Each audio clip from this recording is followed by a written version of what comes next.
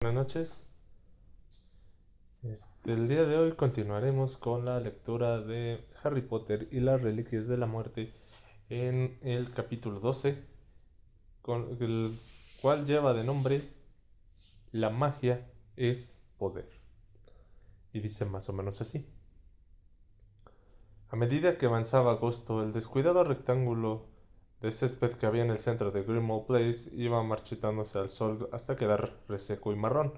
Los muggles que vivían en las casas vecinas de esa plaza nunca habían visto a los inquilinos del número 12 ni la casa en sí, pero hacía mucho tiempo que habían aceptado el gracioso error de numeración en virtud de los cuales los números 11 y 13 eran colindantes.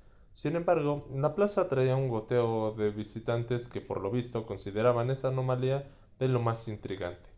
Así pues, no pasaba ni un día sin que una o dos personas llegaran a Grimmauld Place con el único propósito, al menos aparente, de apoyarse en la pequeña valla que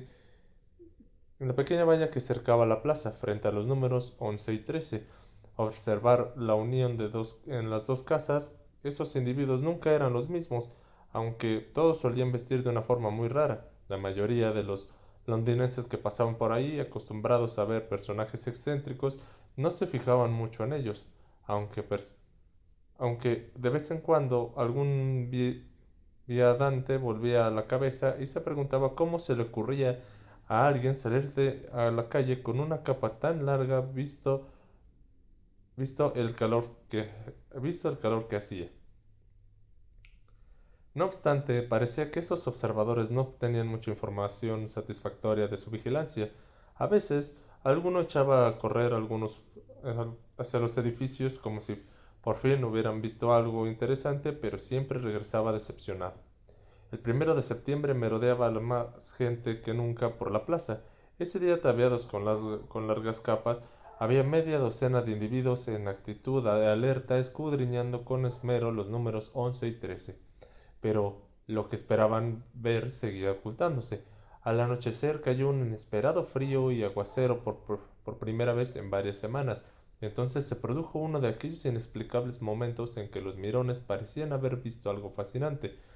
El hombre de la cara deforme señaló los edificios y el que estaba más cerca de él, un tipo pálido y gordinflón, hizo ademán de correr hacia ahí, pero por un instante más tarde ambos volvían a estar inmóviles, con aspecto frustrado. Entretanto, Harry estaba en el vestíbulo del número 12. Había estado a punto de perder el equilibrio al aparecerse en el escalón de la puerta de la calle, y temió que los mortífagos le hubieran visto un codo que se había salido un instante de la capa invisible. Cerró la puerta con cuidado y se quitó la capa, se la colgó en el brazo y cruzó el tétrico vestíbulo hacia la puerta que conducía al sótano. En la mano llevaba un ejemplar robado del profeta. Lo recibió el habitual susurro: Severus Snape. Acto seguido lo envolvió la ráfaga de aire frío y la lengua se le enrolló. Yo no te maté, dijo Harry en cuanto la lengua se le hubo desenrollado, y contuvo la respiración mientras explotaba la figura en polvo. Se dispuso a bajar a la escalera que conducía a la cocina, y cuando la señora Black ya no tenía que oírlo y se hubo librado de la nube de polvo, gritó: Tengo noticias y no les gustarán. La cocina estaba casi irreconocible, pues todo relucía de limpio. Habían sacado brillo a los cacharros de cobre que destellaban como si fueran nuevos. La mesa de madera resplandecía y las copas y los vasos que había en la mesa preparada para la cena reflejaban el alegre y chispeante fuego de la chimenea, sobre el que se servía un caldero. Sin embargo, en la estancia había cambiado, tanto como el elfo doméstico que, envuelto en una toalla inmaculadamente blanca, con el pelo y las orejas tan limpio y esponjoso como un algodón, y el guardapelo de Regulus rebotándole sobre el delgado pecho, se acercó corriendo a Harry. Quítese los zapatos, por favor, amo Harry, y lávese las manos antes de cenar, pidió Crecher con su voz ronca. Le tomó, una, le tomó la capa invisible y se puso de puntillas para colgarla en un gancho en la pared, junto a las túnicas viejas recién lavadas. ¿Qué ha sucedido?, preguntó Ron con aprensión. Hermione y él estaban examinando un montón de notas garabateadas y mapas trazados a mano, esparcidos por un extremo de la larga mesa de la cocina. pero levantaron la cabeza cuando Harry se acercó y puso el periódico encima de los trozos de pergamino. Una gran fotografía de un hombre de nariz ganchuda y pelo negro los miró con fijeza, bajo un titular que rezaba: Severus Snape, nuevo director de Hogwarts. No, exclamó Ron y Hermione. Hermione fue la más rápida, agarró el periódico y empezó a leer en voz alta. Severus Snape, hasta ahora profesor de pociones del Colegio de Hogwarts de Magia y Hechicería, ha sido nombrado hoy director. Su nombramiento es el más importante de una serie de cambios en la plantilla del antiguo colegio. Tras la dimisión de la anterior profesora de estudios moguls, Alecto Carroll asumirá su cargo, mientras que su hermano, Amicus, ocupará el puesto de profesor de defensa contra las artes oscuras. Agradezco esta oportunidad para conservar nuestras mejores tradiciones y nuestros valores mágicos. Sí, como cometer asesinatos y cortarle las orejas a la gente. ¿Snape director? ¿Snape en el despacho de Dumbledore? Por las barbas de Merlín, chilló Hermione, y los dos chicos se sobresaltaron. Ella se levantó de la silla y salió en tromba a la estancia gritando: Vuelve enseguida. ¿Por las barbas de Merlín? Repitió Ron divertido. Debe de estar muy enfadada. Tomó el periódico y tras leer detenidamente el artículo sobre Snape, comentó: Los otros profesores no lo permitirán. McGonagall, Flitwick, Sprout saben la verdad de cómo murió Dumbledore. No aceptarán que Snape como director. Oye, ¿y quiénes son esos Carrow?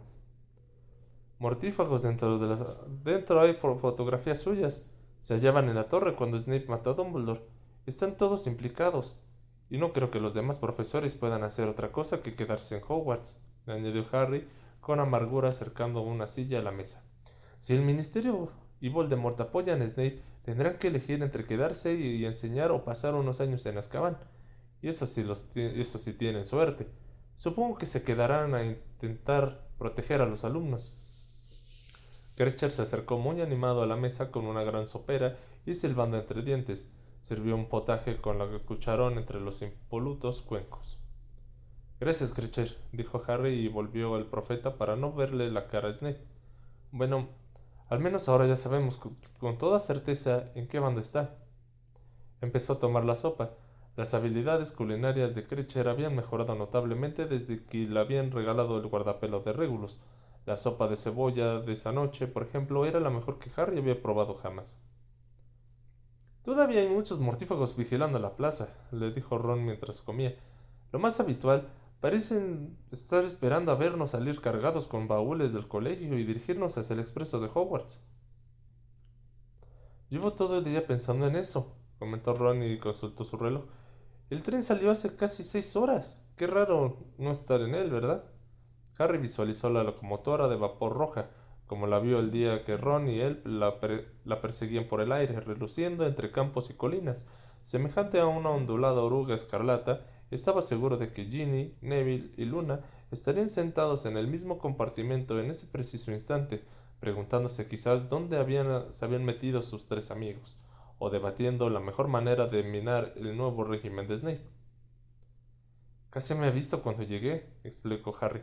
No caí bien en el escalón y se me resbaló un poco la capa. A mí siempre me pasa. Ah, mira, ya está aquí, exclamó Ron cuando Hermione reapareció en la cocina. Si puedes saber en nombre de los calzones bombachos de Merlín, ¿qué te ha pasado? Me he acordado de esto, dijo ella con la respiración agitada. Traía un gran lienzo enmarcado de apoyo en el suelo, que apoyó en el suelo, tomó su bolsito bordado en cuentas del aparador de la cocina, lo abrió y aunque era imposible que el cuadro cupiera, se dispuso a meterlo dentro. Unos segundos más tarde había desaparecido en las profundidades del diminuto bolso como hacía tantas cosas. Phineas Ningulus explicó y dejó el bolso encima de la mesa con el habitual estrépito. ¿Cómo dices? Se asombró Ron. Pero Harry lo había entendido.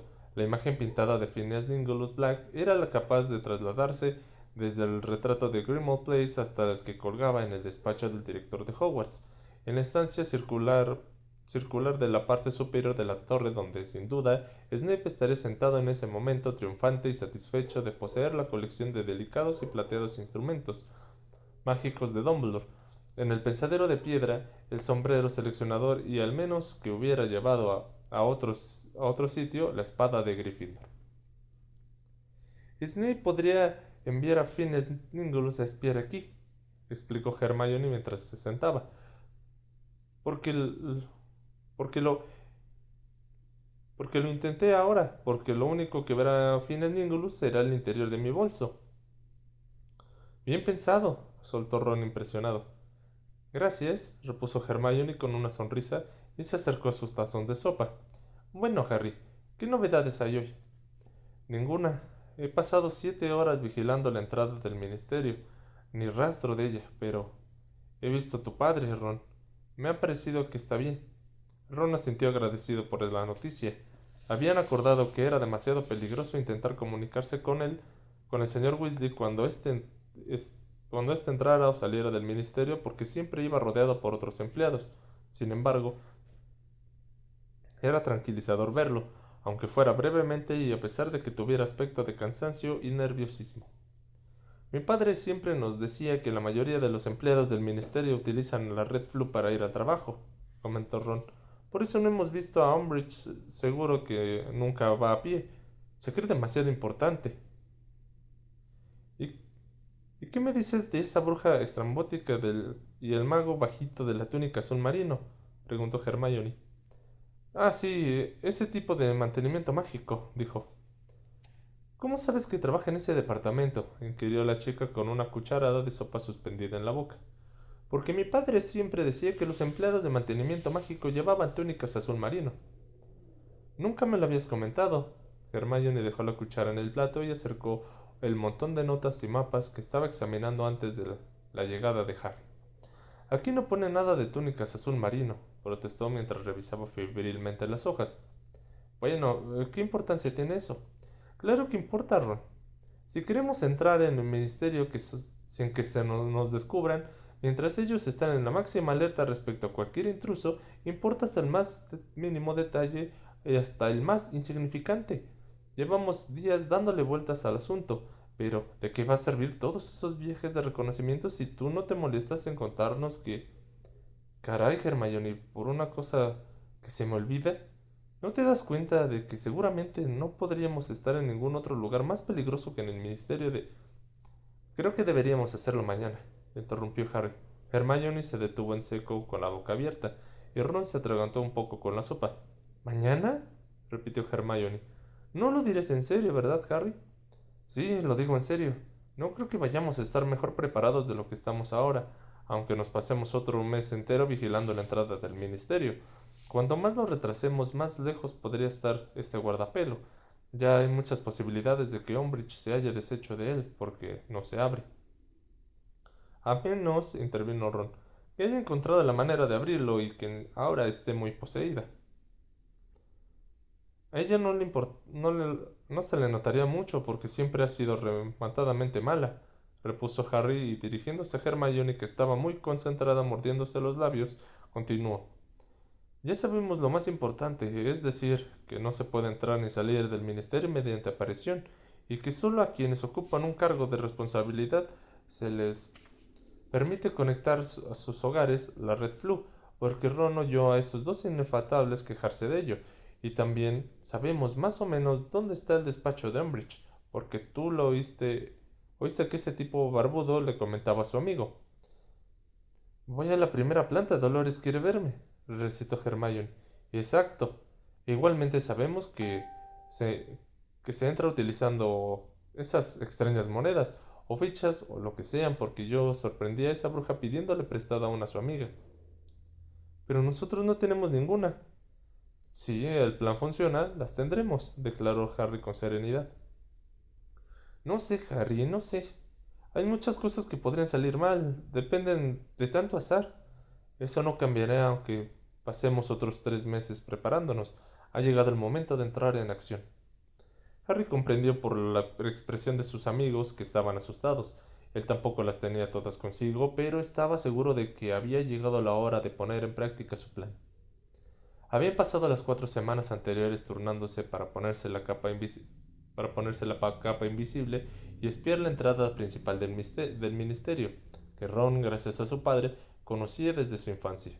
Del mismo modo seguido a varios empleados del ministerio escuchando sus conversaciones y descubierto, mediante una atención y observación, quienes solían aparecer solos a la misma hora todos los días.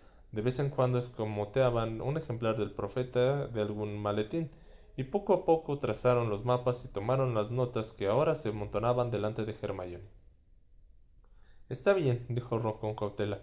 Supongamos que lo hacemos mañana. Eh, ¿Qué? Creo que deberíamos ir Harry y yo.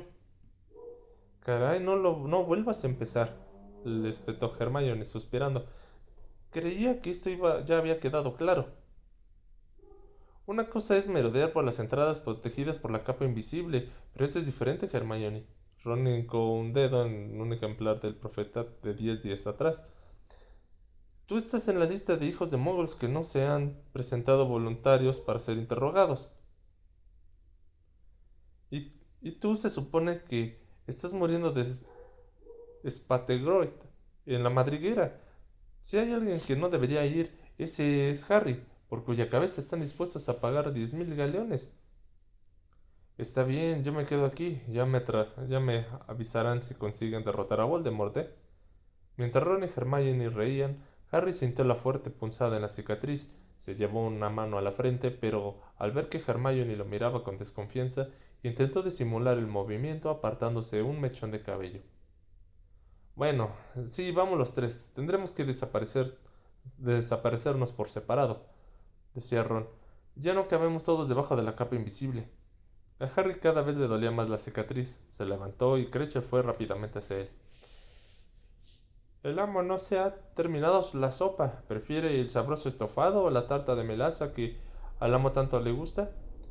No, Cratchit, gracias. Vuelvo enseguida. Voy al baño. Harry, consciente de que Hermione no le quitaba el ojo, subió a toda prisa la escalera que llevaba al vestíbulo, y de ahí al primer piso. Cuando por fin logró encerrarse en el cuarto de baño, gimiendo de dolor, se desplomó sobre el lavabo negro de grifos en forma de serpiente con una boca abierta y cerró los ojos. Avanzaba como deslizándose por una calle de penumbra donde los altos tejados de los edificios que flanqueaban eran de madera de a dos aguas. Parecían casitas de chocolate. Se acercó a una de ellas y entonces su blanca mano de largos dedos resaltó contra la oscura puerta. Llamó.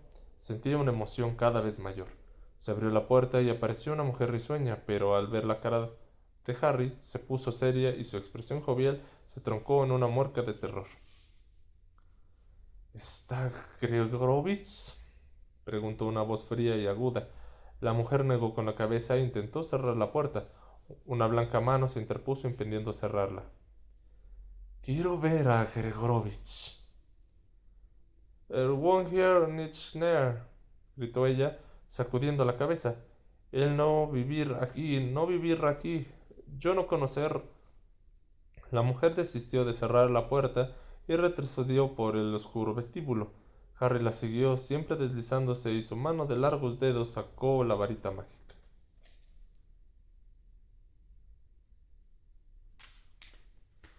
¿Dónde está? Das weiß nicht. El irse, yo no saber. Harry levantó la mano, o levantó la varita y la mujer chilló. Dos niños pequeños llegaron corriendo al vestíbulo y ella intentó protegerlos con los brazos. Hubo un destello de luz verde. ¡Harry! ¡Harry! El muchacho abrió los ojos y comprobó que había caído al suelo. Hermione golpeaba la puerta. ¡Abre, Harry! He gritado en sueños, pensó. Se lavó y descorrió el pestillo de la puerta. Hermione entró tropezando. Recuperó el equilibrio y miró alrededor con desconfianza. Ron apareció agitado detrás de ella y apuntó con la varita a los rincones del frío cuarto de baño. ¿Qué hacías? Preguntó Hermione con severidad. ¿Tú qué crees? Replicó Harry con un tono bravucón nada convincente. Chillabas como un condenado, le espetó Ron. Oh, es eso, debo de haberme quedado dormido. ¿Nos tomas por tontos, Harry? Terció Hermione. Sabemos que en la cocina te dolía la cicatriz y estás blanco como cera. El chico se sentó en el borde de la bañera. Está bien, tiene razón, cedió. Acabo de ver cómo Voldemort mataba a una mujer. A estas alturas ya debe de haber acabado con toda la familia. Y no tenía ningún motivo para hacerlo. Ha sido como lo de Cedric. Ellos estaban ahí y... No debes permitir que eso te vuelva a pasar, Harry, le recriminó Hermione con vehemencia. Dumbledore quería que utilizara la oclumancia porque creía que esa conexión era peligrosa. Voldemort puede utilizarla, Harry. ¿De qué te sirve ver cómo él tortura y mata en que pueda ayudarte? Así es, sé lo que hace, se defendió. Entonces, ¿ni siquiera tratarás de cerrarle el paso a tu mente? No puedo, Hermione, ya sabes que la oclumancia se me da muy mal. Nunca llegué a enterarme de cómo funciona. Porque nunca lo intentaste de verdad, replicó ella, acalorada. No lo entiendo, Harry. ¿Acaso no te gusta tener esa conexión o como quieras llamarla? Vaciló al ver la mirada de Harry que le dirigió al levantarse. ¿Gustar me dices? Musitó el chico. ¿A ti te gustaría? Yo no, lo siento, no quería. La odio, detesto que pueda meterse dentro de mí, detesto tener que ver cuando más sanguinario se muestra, pero voy a utilizarla. Sin embargo, Dumbledore, olvídate de Dumbledore. Esto es asunto mío y de nadie más. Quiero saber por qué busca a Gregorovich. ¿A quién? Es un fabricante de varitas extranjero, explicó Harry. Confeccionó la varita de Chrome y esta asegura que es muy bueno. Pero según tú, intervino Ron, Voldemort tiene a Ollivander encerrado en alguna parte. Si ya tiene un fabricante de varitas, ¿para qué necesita otro? Que quizá piensa como Chrome y considera que Gregorovich es mejor. O quizás cree que Gregorovich podría explicarle lo que hizo con mi varita cuando él me perseguía, porque Ollivander no supo aclarárselo. Harry echó un vistazo al resquebrajoso y sucio espejo y vio a Ron y Hermione intercambiando miradas escépticas a sus espaldas.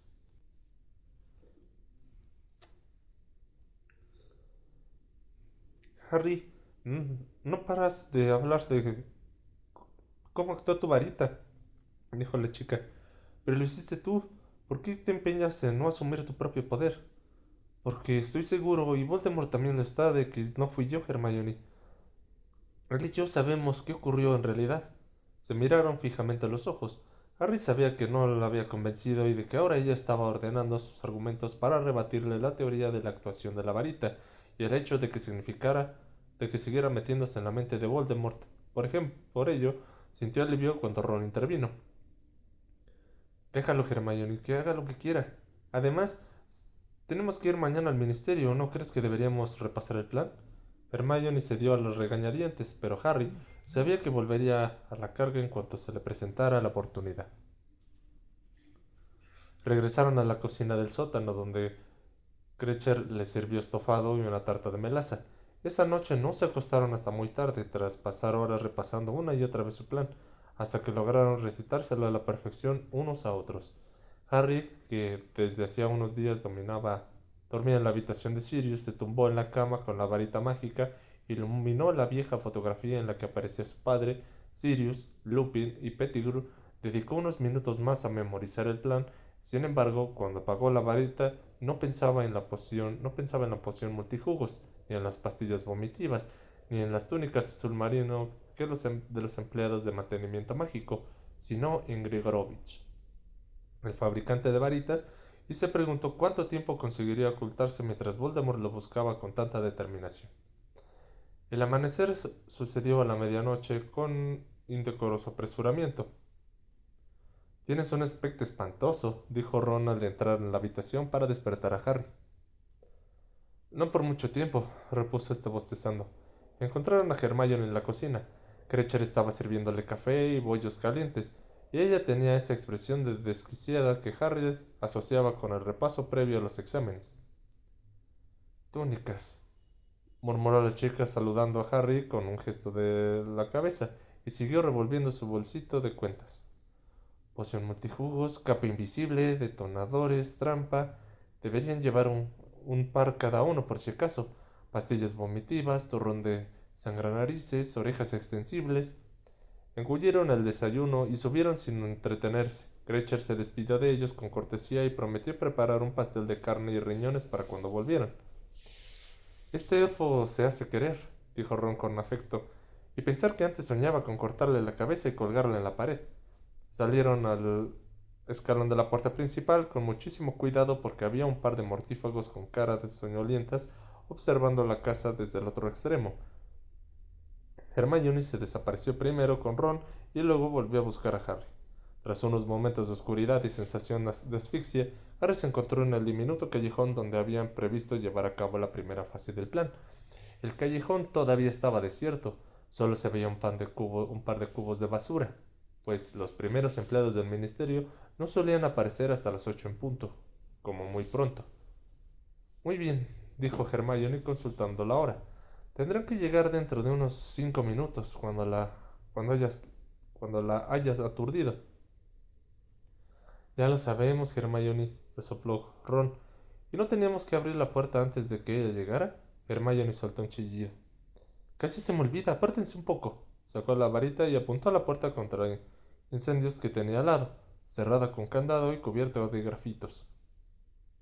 Se abrió con estrépito, dejando a la vista un oscuro pasillo que conducía, como ya sabían, gracias a sus meticulosas exploraciones, a un teatro en desuso.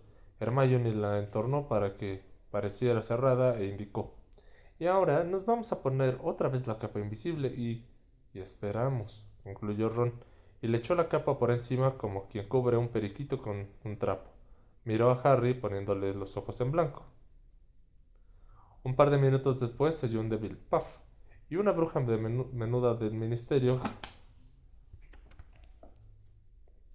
de cabello canoso y suelto, se apareció a escasos metros de ellos, parpadeó deslumbrada porque el sol acababa de salir por detrás de una nube, pero apenas tuvo tiempo de disfrutar de aquella inesperada tibieza porque el silencioso hechizo aturdidor de Hermione le dio en el pecho y la bruja cayó hacia atrás. Buen trabajo, la felicitó Ron saliendo de detrás del cubo de basura que había junto a la puerta del teatro, mientras Harry se quitaba la capa invisible. Juntos trasladaron a la bruja al oscuro pasillo que conducía a la parte trasera del escenario. Hermione le arrancó varios pelos y los metió en un frasco de fangosa poción multijugos que sacó del bolsillo de cuentas. Entretanto, Ron rebuscaba en el bolsillo de la bruja. Se llama Mafalda Hopkirk, anunció leyendo una tarjetita que la identificaba como auxiliar de la oficina contra el uso indebido de la magia. Será mejor que tomes esto, Hermione, y aquí están las fichas. Le dio unas moneditas doradas, todas con las iniciales MDM grabadas que había en el bolsillo de la bruja. Hermione se bebió la poción multijugos que habían adoptado el bonito color de los heliótropos, y pasando unos segundos se convirtió en la doble de Mafalda Hopkirk. Le quitó las gafas a la verdadera y se las puso, y entonces Harry consultó su reloj. Vamos retrasados. El empleado de mantenimiento mágico llegará en cualquier momento. Se apresuraron a cerrar la puerta tras la que había dejado a Mafalda la auténtica. Harry y Ron se taparon con la capa invisible, pero Hermione permaneció a la vista. Esperando segundos antes, oyó otro puff, y un mago bajito con la cara de hurón se apareció entre ellos. Hola, Mafalda. Hola, lo saludó Hermione con voz temblorosa. ¿Qué tal? No muy bien, la verdad, respondió el mago, que parecía muy abatido. Hermione y el mago se encaminaron hacia la calle principal. Harry y Ron lo siguieron. ¿Qué te pasa? ¿No te encuentras bien?, preguntó Hermione ya más calmada, mientras el mago intentaba exponer sus problemas. Era esencial que no llegara a la calle. Toma un caramelo. ¿Cómo? Ah, no, no, gracias. Insisto, dijo Hermione con agresividad, agitando la bolsa de pastillas delante de la cara del mago. Un tanto alarmado, el tipo tomó una. El efecto fue instantáneo. Apenas la pastilla le tocó la lengua, empezó a vomitar de tal modo que ni siquiera notó que Hermione le arrancaba unos pelos de la coronilla. ¡Madre mía!, exclamó la chica mientras el mago esparcía vómito por todo el callejón. Quizás deberías tomarte el día libre. No, no. Sentía unas tremendas arcadas, pero seguía su camino, aunque haciendo heces. Precisamente hoy tengo que... No digas tonterías, farfulló Hermione alarmada. No puedes ir a trabajar en ese estado. Creo que deberías ir a San Mungo para que te examinen. El mago se derrumbó sin parar. sin parar de tener arcadas, pero poniéndose a cuatro patas intentó llegar a la calle principal. No puedes ir a trabajar así, chilló Hermione. Por fin, el mago admitió que su acompañante tenía razón. Se sujetó de Hermione, que estaba muerta de asco, para levantarse del suelo, se dio la vuelta y se esfumó. Lo único que quedó de él fue la bolsa, que Ron le había arrancado de la mano antes de que se desapareciera, y algunas gotas de vómito flotando en el aire. ¡Ah! Exclamó Hermione, recogiéndose de la túnica para esquivar los charcos de vómito. Habría sido mucho más limpio aturdirlo a él también. Tienes razón, corroboró Ron, y salió de debajo de la capa invisible con la bolsa de mago en la mano. Pero sigo pensando que si dejáramos un reguero de magos inconscientes llamaríamos más la atención. Oye, a ese tipo le gusta mucho su trabajo, ¿no? Pásame los pelos y la poción, Hermione. En 2 minutos Ron estaba ante ellos, tan menudo y con la misma cara de hurón que el mago que había suplantado. Acto seguido se puso la túnica de color azul marino que llevaba doblada en la bolsa. Qué raro que no la llevara puesta, con las ganas que tenía de ir a trabajar, ¿verdad? En fin, me llamo Reg Cartermole, o al menos eso pone en la tarjeta. Quédate ahí, le dijo Hermione a Harry, que seguía bajo la capa invisible. Volveremos enseguida con unos pelos para ti. Harry tuvo que esperar 10 minutos a que se le hicieron eternos, solo en aquel callejón salpicado de inmundicia junto a la puerta tras la que había escondido a la aturdida Mafalda. Al fin llegaron Ron y Hermione. No sabemos quién es, dijo Hermione y le dio a Harry unos cabellos negros y rizados, pero se ha marchado a su casa con una hemorragia nasal tremenda. Ten, es bastante alto, necesitarás una túnica más grande. Sacó una de las túnicas viejas de Krecher que les había lavado, y Harry se retiró un poco para cambiarse y tomar la poción. Cuando hubo terminado la dolorosa transformación, Harry llevaba barba, medía más de 1,80 m y a juzgar por sus musculosos brazos tenía una complexión atlética. Se guardó la capa invisible, las gafas bajo la túnica y fue a reunirse con sus amigos. Caray, das miedo, exclamó Ron. Ahora su amigo era bastante más alto que él. Toma una de las fichas de Mafalda y vámonos, le dijo Hermione a Harry. Ya casi es hora. Salieron del callejón. En la abarrotada acera de la calle principal y a unos 50 metros unas rejas negras puntiagudas flanqueaban 2 tramos de escalones, uno con el letrero Damas y el otro Caballeros. Nos vemos ahora mismo, dijo Hermione nerviosa, antes de bajar tambaleándose los escalones que conducían al lavabo de señoras. Harry y Ron siguieron a unos individuos de extraño atuendo también que bajaban hacia lo que parecía un lavabo público subterráneo normal y corriente, revestido de azulejos blancos y negros. Buenos días, Reg, saludó otro mago con túnica azul marino al entrar a la cabina tras insertar una ficha dorada en la ranura de la puerta. Me dan una lata, ¿verdad? Obligarnos a ir al trabajo de esta forma. ¿Quién cree que va a venir? ¿Harry Potter? Y rió de su propio chiste. Ron soltó una risita forzada y replicó: Sí, qué tontería, ¿no? Ambos amigos entraron en cabinas contiguas. Harry oyó cómo los magos tiraban de la cadena de otras cabinas y se agachó y miró por el resquicio del panel que separaba su cubículo al de al lado. Justo a tiempo al ver un par de botas subiéndose al retrete, luego miró por un resquicio a la izquierda y vio a Ron, que también se había agachado y lo miraba a él. Tenemos que meternos en el retrete y tirar de la cadena, susurró incrédulo. Por lo visto sí, respondió Harry con una voz grave y áspera que no reconoció. Ambos se incorporaron y Harry se subió al retrete. Se sentía increíblemente imbécil. Sin embargo, supo al instante que había hecho lo correcto, pues, aunque tuvo una sensación de meterse de lleno en el agua, los zapatos, los pies y él bajo la túnica permanecieron completamente secos. Tiró de la cadena y un momento después descendía por una corta rampa hasta aterrizar en una de las chimeneas del Ministerio de Magia. Se lavó con dificultad, se levantó con dificultad, nada acostumbrado a manejar un cuerpo tan grande.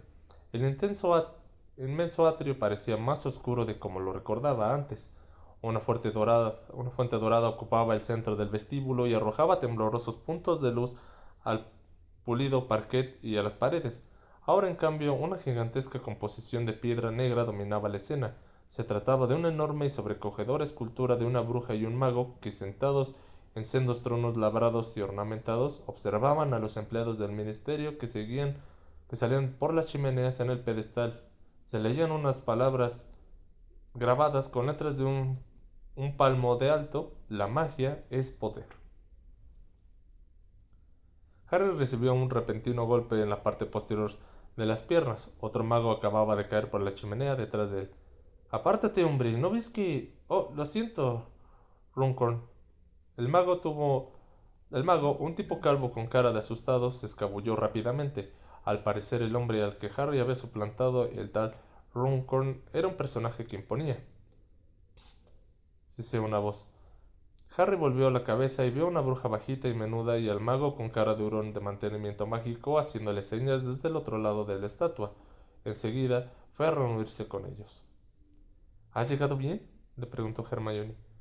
No, todavía está atrapada en el cagadero, se mofó Ron. Muy gracioso, es horrible, ¿verdad?, le dijo Harry, que estaba contemplando la estatua. ¿Has visto dónde están sentados? Harry miró con más atención y vio lo que había tomado por tronos labrados con motivos decorativos. Eran en realidad montañas de seres humanos esculpidos, cientos y cientos de cuerpos desnudos, hombres, mujeres y niños, de rostros patéticos, retorcidos y apretujados para soportar el peso de aquella pareja de magos ataviados con elegantes túnicas. Moguls, susurró Hermione, en el sitio que les corresponde. Vamos, no perdamos más tiempo. Mirando alrededor con disimulo, se unieron al torrente de magos y brujas que avanzaban hacia las puertas doradas que había en el fondo del vestíbulo, pero no vieron ni rastro de la característica silueta de Dolores Umbridge. Cruzaron las puertas y entraron en un vestíbulo más pequeño donde estaban formando colas enfrente de 20 rejas doradas correspondiente a 20 ascensores. Nada más ponerse en la cola más cercana, una voz exclamó: «Cattermole». Los chicos se volvieron y a Harry le dio un vuelco el corazón. Uno de los mortífagos que había presenciado la muerte de Dumbledore se dirigía hacia ellos. Los empleados que estaban a su lado guardando silencio bajaron la vista. Harry sintió cómo el miedo de los atenazaba. El tosco y ceñudo rostro de aquel individuo no acababa de encajar con su amplia y magnífica túnica, bordada con abundante hilo de oro. Entre la multitud que esperaba ante los ascensores, algunos gritaron con tono adulador: «Buenos días, Jaxley», pero Jaxley los pasó por alto. «Pedí que alguien de mantenimiento mágico fuera a ver qué ocurre con mi despacho, Cattermole, pero sigue lloviendo». Cattermole. Ron miró alrededor como si esperara que alguien interviniera, pero nadie dijo nada. ¿Lloviendo? ¿En su despacho? Vaya, qué contrariedad, ¿no? Ron soltó una risita nerviosa y Jaxley encarcó las cejas. ¿Lo encuentras gracioso, Cattermole? Un par de brujas se apartaron de la cola y se marcharon a toda prisa. No, no, contestó Ron. No, por supuesto que no. Por cierto, ya sabes a dónde voy. Abajo, a interrogar a tu esposa, Cattermole. De hecho, me sorprende que no estés ahí acompañándole y confortándola mientras espera. Supongo que te has desentendido de ella, ¿verdad? Bueno, es lo más sensato. La próxima vez asegúrate de casarte con una sangre limpia. Hermione soltó un grito de horror y Exley la miró. La chica tosió un poco y se dio la vuelta. Tartamudeó Ron. Si a mi esposa la acusaran de ser una sangre sucia, aunque yo jamás me casaría con una mujer que pudiera ser tomada por semejante escoria, y el jefe del Departamento de Seguridad Mágica necesitara que le arreglara algo, daría prioridad a ese trabajo, Cattermole. ¿Lo captas? Sí, claro, claro, murmuró Ron. Pues entonces ocúpate de mi despacho, Cattermole. Y si dentro de una hora no está completamente seco, el estatus de sangre de tu esposa estará aún más entredicho de lo que ya está. La reja dorada que tenía delante se abrió en un traqueteo. Jaxley saludó con una inclinación de cabeza y una sonrisa a Harry, convencido de que éste aprobaría como cómo había tratado a Cattermole y se dirigió a otro ascensor. Los tres amigos entraron en el suyo, pero no lo siguió nadie. Era como si tuvieran una enfermedad contagiosa. La reja se cerró con estrépito y el ascensor comenzó su ascensión. ¿Qué hago?, comentó Ron a sus amigos. Parecía muy acongojado. Si no voy, mi esposa, es decir, la esposa de Cattermole. Te acompañaremos, tenemos que seguir juntos, musitó Harry, pero Ron movió la cabeza enérgicamente. Eso es una locura, no tenemos mucho tiempo. Vayan ustedes en busca de Umbridge y yo iré a arreglar el despacho de Jaxley. Pero, ¿qué hago para que deje de llover? Prueba con un finit incantatem, sugirió Hermione. Si es un maleficio o una maldición, eso detendrá la lluvia. Si no, es que ha pasado algo con el encantamiento atmosférico, y eso es más difícil de arreglar. Como medida provisional, haz un encantamiento impermeabilizante para proteger sus cosas. Repítelo todo más despacio, pidió Ron mientras buscaba ansiosamente una pluma en los bolsillos, pero en ese momento el ascensor se detuvo con una sacudida. Una incorpórea voz de una mujer anunció: Cuarta planta, Departamento de Regulación y Control de las Criaturas Mágicas, que incluye las divisiones de bestias, seres y espíritus, la Oficina de Coordinación de los Duendes y Agencia Consultiva de Plagas. La reja volvió a abrirse para dejar entrar a un par de magos y algunos aviones de papel violeta que revolotearon alrededor del foco del techo. Buenos días, Albert, dijo un hombre de poblado bigote sonriendo a Harry. Cuando el ascensor dio un chirrido y siguió descendiendo, el mago echó un vistazo a Ron y Hermione. La chica angustiada estaba susurrándole instrucciones a Ron. El mago se inclinó hacia Harry esbozando una sonrisa socarrona y musitó. Dirk, Dirk Creswell, ¿eh? ¿De coordinación de los duendes? Bien hecho, Albert. Estoy seguro de que ahora conseguiré su puesto. Le guiñó un ojo. Harry le devolvió la sonrisa con la esperanza de que bastara con eso. El ascensor se detuvo y las puertas volvieron a abrirse. Segunda planta. El Departamento de Seguridad Mágica, que incluye la Oficina contra el Uso Indebido de la Magia, el Cuartel General y de Aurores y los servicios administrativos de Wizengamot, dijo la voz de mujer. Harry vio que Hermione le daba un empujoncito a Ron y éste salía del ascensor dando traspiés, seguido de los otros magos, dejando solos a sus amigos. En cuanto la reja dorada se hubo cerrado, Hermione le dijo con agitación: Mira, Harry, será mejor que vaya con él porque me parece que no sabe lo que hace, y si lo descubren todo nuestro plan. Primera planta, Ministro de Magia y personal adjunto. La reja dorada volvió a abrirse y Hermione sofocó un grito. Ante ellos había cuatro personas, dos de ellas enfrascadas en una conversación, un mago de pelo largo con una elegante túnica negra y dorada, y una bruja rechoncha de cara de sapo, que relucía un lazo de terciopelo en la corta melena y apoyaba contra el pecho un montón de hojas de pergamino prendidas con un sujetapapeles. Fin del capítulo 12. Bueno, gente, pues primero que nada, nuevamente agradecer que estén escuchando esta lectura. Por ahí hay algunas palabras que todavía cuestan trabajo, algunos apellidos en específico. También la parte de la pronunciación, supongo que debe ser rusa o algo así. La verdad no conozco el idioma, pero supongo que debe ser por allá, o ucranianos, algo así. Pero, pues si saben, pues ahí déjenlo en los comentarios. Sin más que decir, pues les agradezco que hayan estado en la lectura. Ya vimos que pues prácticamente pudieron entrar al ministerio usando la poción multijugos. Yo creo que a diferencia de lo que comentó Ron, en cuanto a no llamar mucho la atención, la parte de llegar y ver todo un pasillo lleno de vómitos llamaría más la atención. Pero bueno, está bien. Lo importante es que ya están adentro, se enfrentaron al primer problema, que es esta parte del mantenimiento que tienen que hacer a la oficina. Y pues también que ya encontraron prácticamente a Dolores. Vamos a ver cómo le hacen para quitarle el guardapelo, pero yo creo que lo vendrá en el capítulo del día de mañana. En más que decir, les agradezco nuevamente que estén aquí, que tengan un excelente día. Bye.